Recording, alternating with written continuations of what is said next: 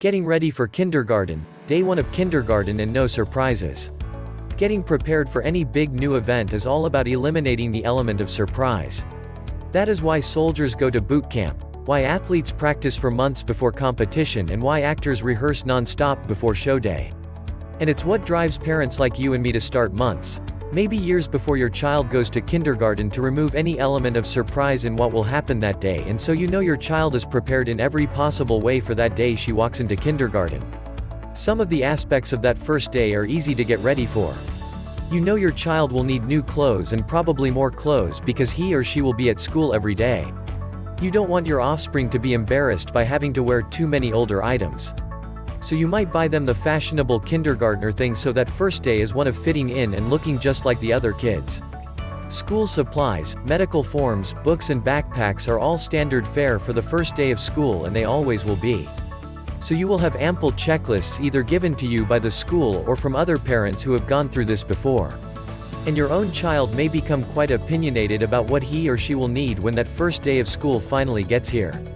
You will want some level of common sense to go into the preparations for kindergarten, particularly when it comes to the spending, but at the same time anticipation is part of the fun, so you can afford to give into it a little bit just to make the event one of excitement and joy and not dread. When the big day comes, you may even have gone through some drills with the family on getting up, getting dressed, showers, breakfast, making the bed, making lunch, and when you need to be out the door to be heading toward the school for the first big day. For you as a parent, the more that first morning feels organized and like a well-oiled machine, the more you feel like you have removed every element of surprise from the morning. Of course, it's always smart to have some flexibility in your ability to respond to crisis.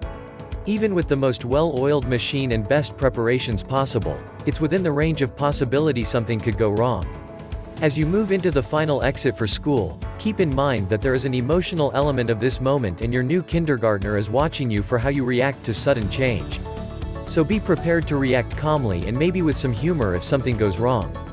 Remember, if you are late or, God forbid, your child doesn't make it at all to that first day, she can still show up on the second day. Kindergarten classes and their teachers and administrators are well acquainted with the jitters and things that happen to parents, so don't panic if something goes wrong. By not freaking out if there is flat tire, a sudden outbreak of nerves-related hives, or some other crisis, you are teaching your child to handle crisis when she is at school and you are not there. So model flexibility and adaptability. After all, that is what sending your child to kindergarten is all about for your child. And if you show your little one that being prepared is always the right thing to do, but being able to handle change is just as important, she will be well trained to take on kindergarten in good form and to go on to much success in first grade, second grade, and throughout her academic career.